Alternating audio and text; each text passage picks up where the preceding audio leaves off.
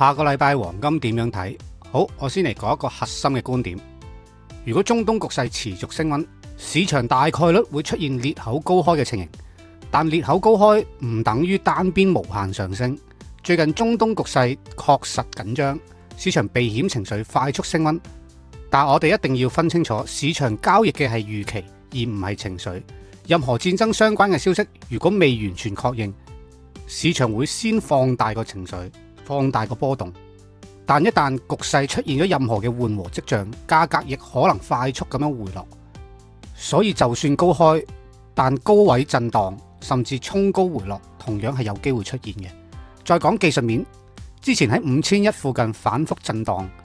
上個禮拜五晚最高去到5280蚊，呢啲位已經係屬於短期嘅密集成交區，即係阻力位。如果突破到呢個阻力，5400同5500理論上係下一個延伸嘅目標，但一定要留意，短線漲幅越急，回調嘅壓力就越大。至於所謂嘅週末暗盤價格，我會參考，但唔會完全依賴，因為成交量細，更多係反映情緒，而唔係真實嘅資金流。另外一點，呢個週末發生咗重大嘅事件，資金未能即時進場。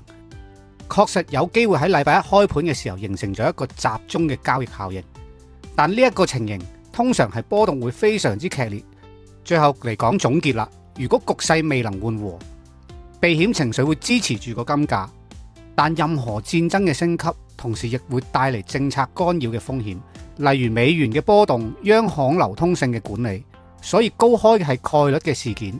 但係追高永遠唔係策略。真正重要嘅係倉位控制同風險管理，最重要嘅係要冷靜去判斷。